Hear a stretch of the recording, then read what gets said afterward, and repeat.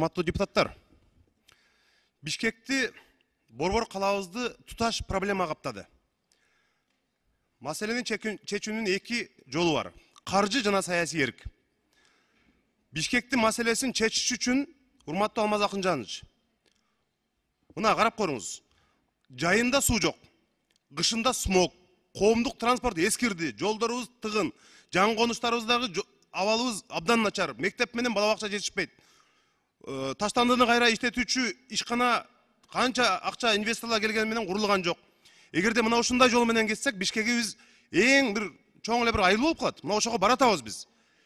Каржыны кантип үнөмдөш керек?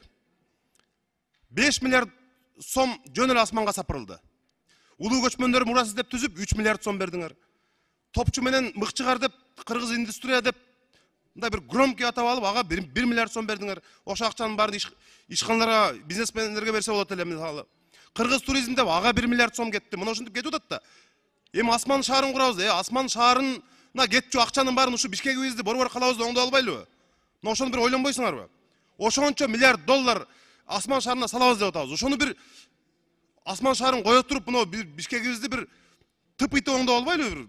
Эки жактан коноктор келип атат. Өзүбүздүн шаардыктар үчүн бир ыңгайлуу шарттарды түзүшүбүз керек. Эми эртең мына жайында суу жок деп атабыз, кышында смог башталат. Ошон үчүн бир олуттуу мындай карайлы эми. Жанагындай миллиардтарды жөн эле мамлекеттик ишканаларды улам бирден түзө бергендин кереги жок болчу. Ошон үчүн ошо каржынын бардыгын, жана жаңы долбоорлорду курабыз дегендин бардыгын ушу Бишкекке жумшагыла болду.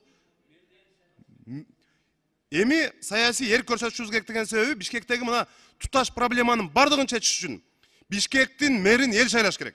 Өткөндө биздин фракция сунуштаган демилгени көпчүлүк депутаттар колдобой койдуңар. Бишкектин мэрин эл шайлаш керек.